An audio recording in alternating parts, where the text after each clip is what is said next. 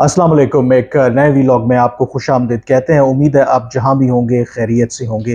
पिछले चंद रोज़ में army chief general Asim Munir ने कराची और लाहौर में जो पाकिस्तान के नामवर बिजनेसमैन हैं उनसे मुलाकातें की हैं।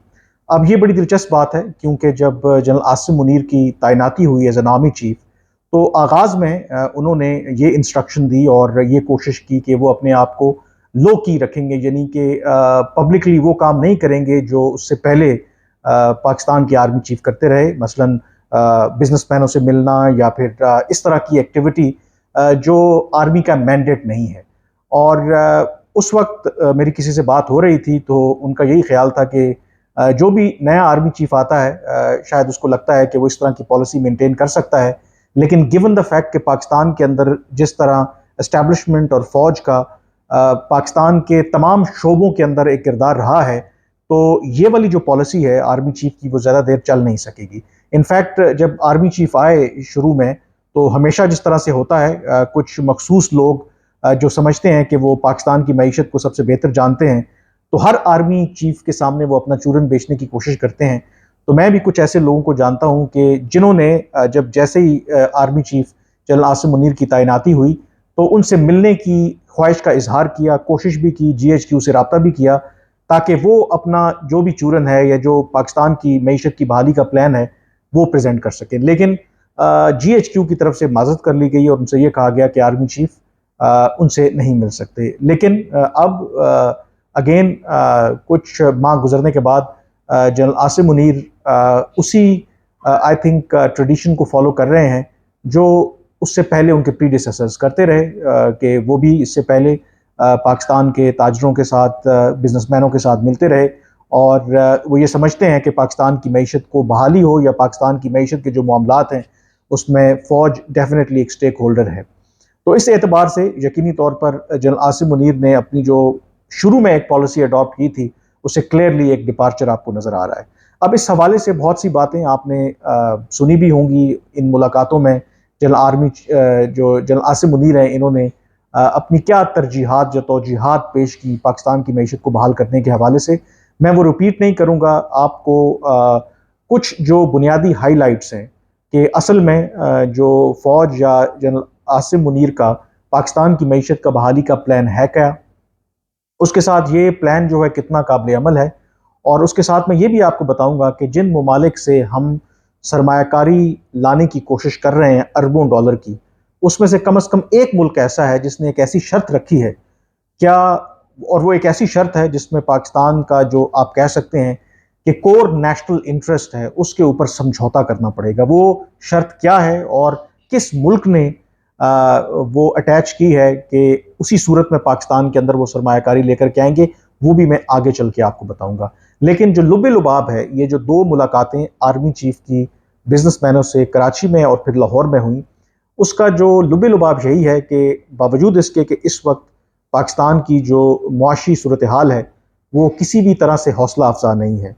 वो आप रुपए की कदर में जो तेज़ी से कमी को देख लें, बिजली और तेल की कीमतों में जो इजाफा है वो देख लें, या फिर महंगाई का जो रिकॉर्ड इजाफा है वो देख लें, और आगे आपको कोई ऐसी सूरत भी नज़र नहीं आती कि जिससे आप ये अंदाज़ा लगा सकें कि पाकिस्तान की मईशत में बेहतरी आने का इम्कान है। लेकिन इन तमाम ज़मीनी हक़ाइक़ के बावजूद आर्मी चीफ की ये कन्विक्शन है कि हालात जो हैं वो बेहतर होंगे और उसके लिए उनके पास बाकायदा तौर पर एक मंसूबा और प्लान है। और इस प्लान के तहत, क्योंकि आपको पता है कि पाकिस्तान का इस वक्त सबसे बड़ा प्रॉब्लम क्या है, हमारी इंपोर्ट्स ज़्यादा हैं और एक्सपोर्ट्स जो हैं वो कम हैं, जिसके नतीजे में हर कुछ अरसे के बाद एक बैलेंस ऑफ पेमेंट का क्राइसिस आता है।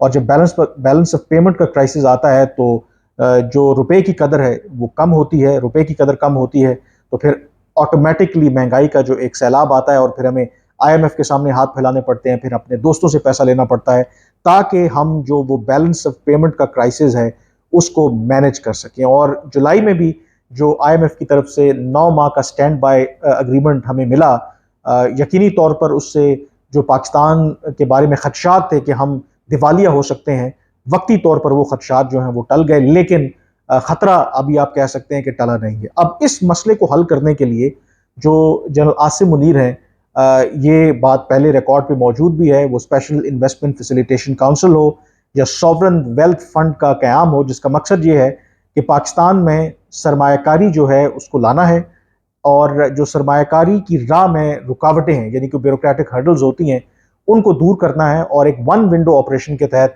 जो भी मुल्क कंपनी पाकिस्तान के अंदर सरमायाकारी करना चाहे उनको फैसिलिटेट किया जाएगा। अब इस सिलसिले में इन दोनों मुलाकातों में जनरल आसिम मुनीर ने जो एक बात की, जो एक उन्होंने अपना एस्टिमेट दिया कि अगले चंद सालों के अंदर वो ये समझते हैं कि कम से कम 4 मुल्कों से वो 100 अरब डॉलर की सरमायाकारी जो है वो ला सकते हैं। और वो 4 मुल्क कौन से हैं? उसमें सऊदी अरब, यूनाइटेड अरब एमिरेट्स, कुवैत और कतर शामिल हैं।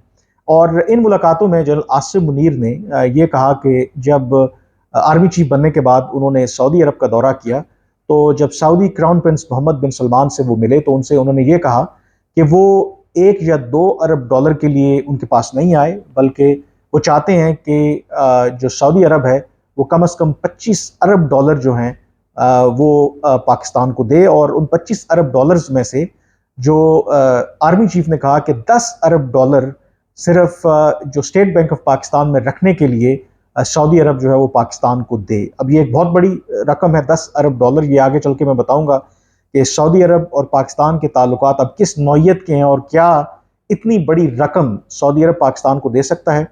फिर इसी तरह से 25 अरब डॉलर की वो बात कर रहे हैं कि यूनाइटेड अरब एमिरेट्स जो पाकिस्तान के अंदर सरमायाकारी करेगा, उसके लिए एक एम्बिशियस प्लान है।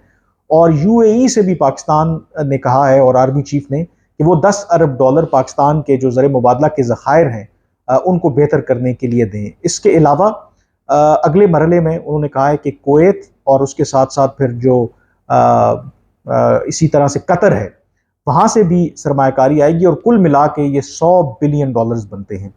अब ये सरमायाकारी कहाँ कहाँ होगी, कैसे होगी, उसका एक जो पहलू है, ये रोड मैप है, वो हमारे सामने है कि स्पेशल इन्वेस्टमेंट फैसिलिटेशन काउंसिल के तहत जो शोबे हमने आइडेंटिफाई किए हैं, उसमें ज़राअत है, उसमें माइंस एंड मिनरल्स है, उसमें इंफॉर्मेशन टेक्नोलॉजी का शोबा है। ये बड़े शोबे हैं जिसमें पाकिस्तान चाह रहा है कि ये जो पाकिस्तान के दोस्त ममालिक हैं गल्फ़ कंट्री से, ये आकर के सरमायाकारी करें। और इसमें एक और जो एलिमेंट है कि पाकिस्तान के जो लॉस मेकिंग एंटिटीज़ हैं, जिसे हम स्टेट ओन्ड एंटरप्राइजेज कहते हैं, उनकी निष्कारी यानी कि प्राइवेटाइजेशन भी शामिल है। और उससे भी जो पैसा हासिल होगा, एक सॉवरन वेल्थ फंड की बात हो रही है, वो बनाया जाएगा जिसमें वो पैसा रखा जाएगा। और उसी पैसे से फिर जो स्पेशल इन्वेस्टमेंट फैसिलिटेशन काउंसिल के तहत जो मंसूबे हैं उसमें सरमायाकारी का प्लान है। और इसमें जो बड़े बड़े मंसूबे हैं, मैं ये भी आपको बता दूं, मसलन रेकोदिक का मंसूबा है जिसमें कहा जाता है कि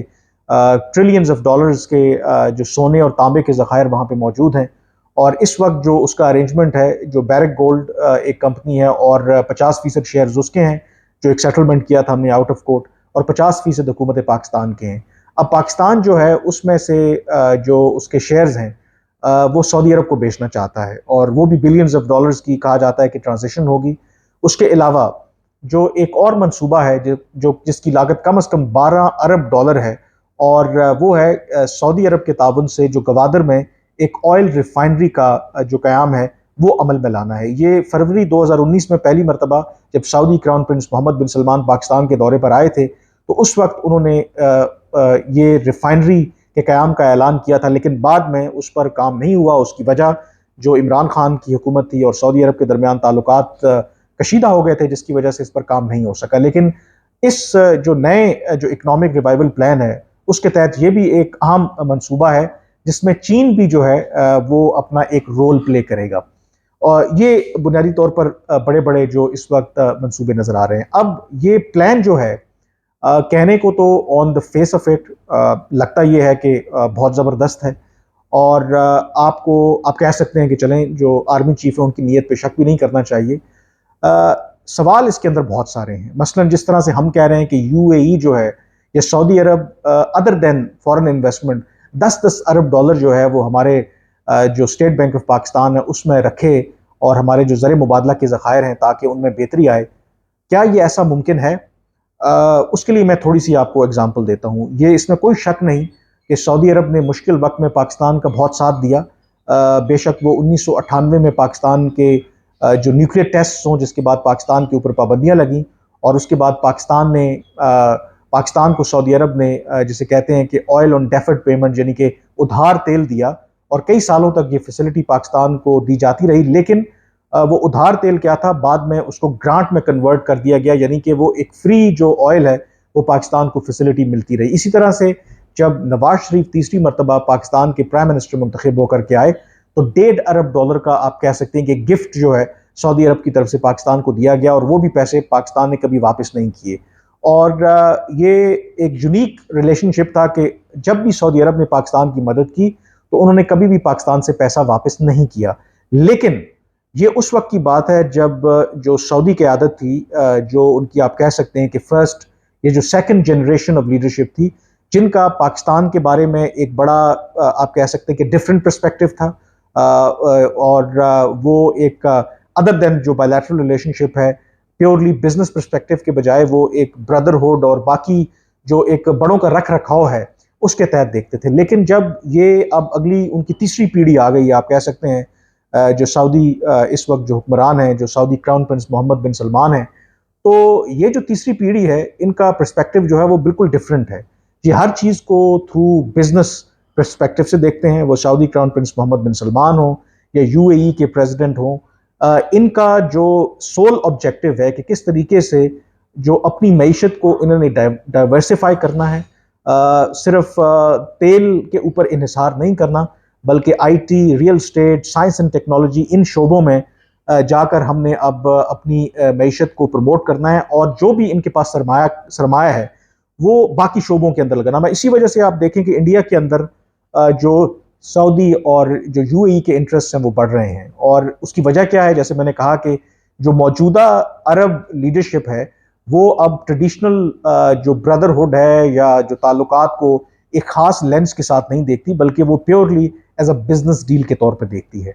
तो इस तनाजुर में मुझे अच्छी तरह से याद है जब गालिबन $3 अरब का एक पैकेज, ये कोई आई थिंक अक्टूबर नवंबर 2021 की बात है, जब bail out package Tehreek Insaf के दौर में एक दफ़ा फिर पाकिस्तान को मिला, तो उसमें जो शराइत सऊदी अरब ने रखी, आप हैरान होंगे कि पहली दफ़ा इतनी कड़ी शराइत उनमें उन्होंने रखी, और यहाँ तक कहा गया कि अगर पाकिस्तान के दिवालिया होने का खदशा होगा तो 72 घंटों के अंदर पाकिस्तान को वो पैसे सऊदी अरब को वापस करने होंगे।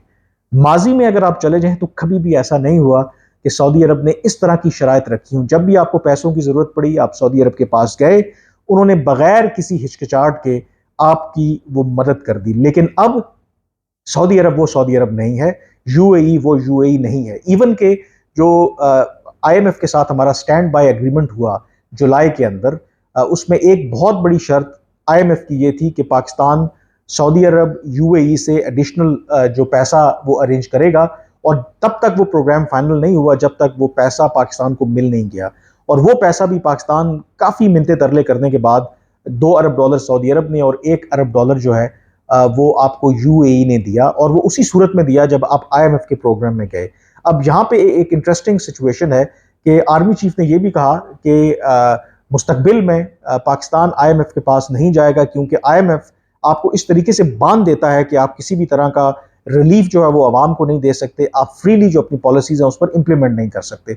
अब इसके अंदर भी एक बहुत बड़ा मुझे सीरियसली डाउट लगता है, क्योंकि सऊदी अरब, यूएई या जो बाकी पाकिस्तान के दोस्त ममालिक हैं, वो पाकिस्तान की मईशत को समझते हैं, वो पाकिस्तान की क्रेडिबिलिटी से भी वाकिफ़ हैं, और वो उसी सूरत में अब पाकिस्तान को पैसा देते हैं जब आप आईएमएफ के प्रोग्राम के अंडर होते हैं। तो क्या विदाउट आईएमएफ प्रोग्राम सऊदी अरब, यूएई आपको पैसा देगा? ये होता बिल्कुल भी मुमकिन नज़र नहीं आता। और एक और इम्पॉर्टेंट बात, कहते हैं ना कि दुनिया में there are no free lunches, तो ये जो सरमायाकारी अगर पाकिस्तान के अंदर आती है इवन दोस्त ममालिक से, तो कुछ शराइत भी होंगी। जो मुझे पता चला है, खास करके जो यूएई है, अगर आप देखें तो यूएई जो है वो अब बहुत करीब है भारत के, और माजी में भी ये होता रहा। अगर आप 5 अगस्त 2019 का भारत का इकदाम देखें कश्मीर के हवाले से, जो खुसूसी हैसियत ख़त्म की, सऊदी अरब और यूएई ने पाकिस्तान के मौक़िफ़ की उस तरह से खुल के तायद नहीं की, और उसकी वजह यही थी कि क्योंकि इन दोनों ममालिक के इंटरेस्ट जो हैं भारत के साथ अब इतने आगे बढ़ चुके हैं कि वो भारत को नाराज़ नहीं करना चाहते। तो जो यूएई की तरफ से पाकिस्तान के लिए मदद की बात हो रही है, जो सरमायाकारी की बात हो रही है, जो मुझे पता चला है यूएई ने उसके लिए एक बहुत बड़ी शर्त ये रखी है कि आप भारत के साथ ताल्लुकात को बेहतर करें। और भारत के साथ ताल्लुकात को आप कैसे बेहतर करें कि जो 5 अगस्त 2019 का जो भी इकदाम भारतीय सरकार ने किया था उसको भूलें और आगे बढ़ें। अब क्या पाकिस्तान और जो ये आर्मी लेड इनिशिएटिव है ये काम करने के लिए तैयार है? ये भी एक बहुत बड़ा आई थिंक आइंदा आने वाले महीनों में एक ऐसा इशू है जो सामने हमारे सामने आ सकता है। तीसरा मैं ये आपसे कहूँगा कि ये कोई पहला मौका नहीं है। लोग ये कह रहे हैं कि हर दफ़ा जो भी आर्मी चीफ आता है शायद उसको लगता है कि जो प्लान वो दे रहा है माजी में शायद इस तरह की एफर्ट नहीं हुई। अब सोचने वाली बात है कि ट्रैक रिकॉर्ड मौजूद है। अगर आर्मी चीफ बदलते रहते हैं, इदारे का जो इनपुट है वो वही होता है। पाकिस्तान के अंदर अगर वाकई ही फौज के पास कोई इस तरह की जादू की छड़ी होती तो 3 दफा इस मुल्क के अंदर मार्शल लॉ लगा। और मार्शल लॉ भी उन मौक़ों पर लगा कि जब माहौल आपके लिए उस तरह से साजगार था कि डॉलर्स की फराबानी थी। हम अमेरिका और मगरब के इत्तेहादी थे। वो जनरल अयूब के दौर की बात हो, जनरल ज़िया उल हक की बात हो या जनरल मुशर्रफ के दौर की बात हो, डॉलर की फराबानी थी। एक आइडियल आपके पास सर्कमस्टांसेस थे। आपको आईएमएफ के पास भी जाते थे, आपको ज़बरदस्त किस्म के वेवर्स मिलते थे। अमेरिका आपको ग्रांट्स देता था। उसके साथ साथ फिर जो पेरिस क्लब है वो कर्जे आपके रीशेड्यूल करता था। तो हर तरह की आपको जो मदद इमदाद उस वक्त मुयसर थी, लेकिन उसके बावजूद हम अपने फंडामेंटल जो इश्यूज हैं उनको करेक्ट नहीं कर सके। और अगर तो क्योंकि वही फौज थी, आर्मी चीफ बदलते रहते हैं, अगर उनके पास कोई फूल प्रूफ प्रोग्राम होता तो पाकिस्तान कब का आज एशियन टाइगर बन चुका होता। तो नीयत अपनी जगह पे हो सकता है कि मौजूदा आर्मी चीफ की बिल्कुल उसमें शक नहीं करना चाहिए, नीयत उनकी ठीक होगी। लेकिन माजी के तजुर्बात को सामने रखते हुए इसकी कामयाबी के हवाले से आप शकूक व शुबात का इजहार कर सकते हैं। और आखिर में आई थिंक इम्पॉर्टेंटली कोई भी मुल्क दुनिया में एक निज़ाम वाज़ेह है कि आइसोलेशन में एक इदारे की वजह से तरक्की नहीं कर सकता। इस वक्त जो पाकिस्तान के हालात हैं, मसलन कौन सा मुल्क है जिस मुल्क के अंदर अदल और इंसाफ ना हो, जिस मुल्क में थाना कचहरी और हर सतह के ऊपर करप्शन हो और हर इदारा आपका आवे का आवा बिगड़ा हो, और फिर एक ऐसा कोई जादू की छड़ी हो और एक इदारा कोई ऐसा प्लान लेके आए और इन तमाम मसाइल के बावजूद एक मुल्क तरक्की करना शुरू कर दे। ये कभी ऐसा होता नहीं है। आई थिंक ऑन पेपर तो आपको ये चीज़ें ठीक लगेंगी, क्योंकि इस वक्त सबसे बड़ा इंपॉर्टेंट इशू ये है कि इस मुल्क का जो निज़ाम है वो है क्या, किसने डिलीवर करना है, क्या जो इस्टेब्लिशमेंट है उन्होंने मुल्क को चलाना है, क्या जो आइन और कानून हमारा कहता है कि एक मुंतखब हुकूमत होनी चाहिए उसका ये इख्तियार होना चाहिए, उसको आगे लेके चलना चाहिए। तो इतनी आप कह सकते हैं कि तकसीम के साथ, इतनी पोलराइजेशन के साथ प्लान ख्वाह जितना भी अच्छा हो, देखें पाकिस्तान के अंदर जैसे भी आप लोगों को अच्छे ख्वाब दिखाते रहें, जो सरमायाकार होता है ना, क्योंकि वो अपना सरमाया लगा रहा है। आप खुद भी तसव्वुर करें, आप भी कहीं सरमायाकारी करेंगे इनफरादी तौर के ऊपर भी, आप मेक श्योर करेंगे कि आपका जो सरमाया है वो महफूज रहे। आप किसी ऐसी जगह रिस्क नहीं लेंगे जहां पर आपको पता हो कि आपका सरमाया जो है वो डूबने का खतरा है। और कहां पर आपकी सरमायाकारी सेफ होती है, जहां पे मुल्कों के जो कुछ बेसिक जो फंडामेंटल्स हैं वो ठीक होते हैं। तो अगर हमारे लोगों का ख्याल है कि विदाउट आप फंडामेंटल इश्यूज को ठीक किए हम पाकिस्तान की मईशत को ठीक कर सकते हैं, तो I think they can try their luck. लेकिन जो माजी का ट्रैक रिकॉर्ड है उससे तो यही इशारा मिलता है कि वो इदारे जो समझते हैं कि जो पॉलिटिशियंस को कहते हैं कि ये भी बयान मंसूब किया जा रहा है आर्मी चीफ से कि इस मुल्क के अंदर कोई भी जो सियासी जमात है वो पाकिस्तान से वफादार नहीं है। तो इसके बारे में ये बात भी हो सकती है कि पाकिस्तान के अंदर बेशतर जो सियासतदान है, बेशतर जो सियासी जमातें हैं, वो at one point in time या अभी भी वो एस्टेब्लिशमेंट की कहीं ना कहीं प्रॉक्सी रही हैं और वही उनके चॉइस थे। तो ये भी आई थिंक सोचने वाली बात है। और रही बात कि ये भी एग्जांपल दी गई कि कई ऐसे सियासतदान जो मोटरसाइकिल पर आया करते थे और आज उनका ठाट बाट देखें तो वो देखने के मुतरादिफ है। लेकिन ये बात ऐसे फौजी अफसरान के बारे में भी कही जा सकती है। कुछ लोगों को तो मैं भी जानता हूँ कि कैसे उनकी हम्बल बिगिनिंग थी और आज अगर आप देखें तो उनकी शायद महलात हैं, वो एम्पायर है।